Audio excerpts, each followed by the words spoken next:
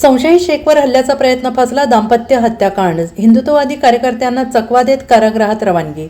कुपवाडमधील केसरेकर दाम्पत्य हत्याकांडातील संशयित फरीद शेख याच्यावरील हल्ल्याचा प्रयत्न सोमवारी पोलिसांच्या सतर्कतेमुळे फसला. सुरुवातीला वेषांतर करून त्याला न्यायालयात नेण्याचा प्रयत्न झाला. मात्र हल्ल्याचा धोका लक्षात येताच हिंदुत्ववादी कार्यकर्त्यांना चकवा देत न्यायालयासमोर ऑनलाईन हजर करून त्याची सांगली कारागृहात रवानगी करण्यात आली. आणि या दरम्यान न्यायालय आणि कारागृह आवारात हिंदुत्ववादी कार्यकर्ते जमल्याने दंगल नियंत्रण पथकासह मोठा पोलीस फौजफाटा तैनात करण्यात आला. कुपवाड येथील मनीषा केसरेकर आणि मोहन केसरेकर या दाम्पत्याच्या खून प्रकरणी अटक केल्यानंतर फरीद शेख याला न्यायालयाने 7 दिवस पोलीस कोठडी दिली होती.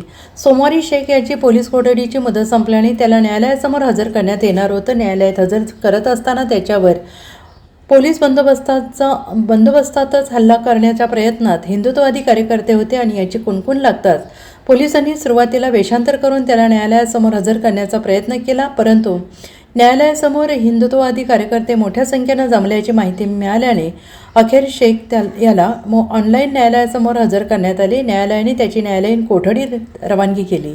त्यानंतर कुपवाडमधून त्याच्या पाळतीवर असणाऱ्या न्यायालय आणि कारागृह आवारातील हिंदुत्ववादी कार्यकर्त्यांना चकवा देत पोलिसांनी त्याची सांगली कारागृहात रवानगी केली.